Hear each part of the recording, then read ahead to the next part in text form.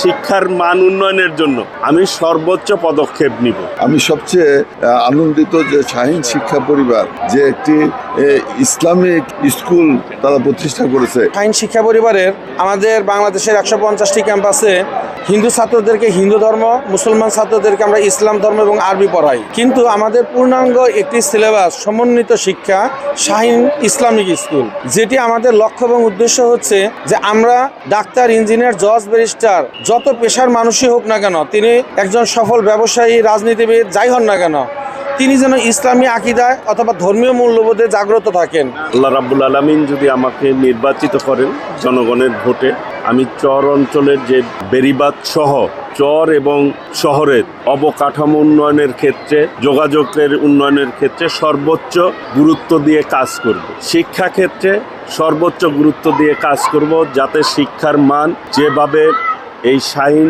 Islamic school প্রতিষ্ঠা করেছে, আজকের এই প্রতিষ্ঠানের আমি পুরস্কার বিতরণীতে এসে তাদের যে এই স্কুলের অবস্থা দেখছি, অত্যন্ত আমার কাছে অনেক ভালো লেগেছে এবং এই ধরনের উদ্যোগ প্রশংসিত উদ্যোগ। আমি মনে করি সমাজের সকল শ্রেণীর মানুষকে এই বিষয়ে এগিয়ে আসা উচিত। পাশাপাশি স্বাস্থ্য ক্ষেত্রে আমি সর্বোচ্চ গুরুত্ব দেব, যাতে এই শহরটি স্বাস্থ্যকর পরিবেশ থাকে এবং আধুনিক একটি হাসপাতাল গড়ার চেষ্টা করব ইনশাল্লাহ। শিক্ষার্থীদের জন্য অবশ্যই আমি প্রথমেই বলেছি যে শিক্ষার মান উন্নয়নের জন্য আমি সর্বোচ্চ পদক্ষেপ নিব এবং একসময় টাঙ্গাইলকে শিক্ষানগরী বলা হতো, সেই টাঙ্গাইলের ঐতিহ্যকে ফিরিয়ে আনার জন্য আমি সকল ধরনের পদক্ষেপ নিব ইনশাল্লাহ।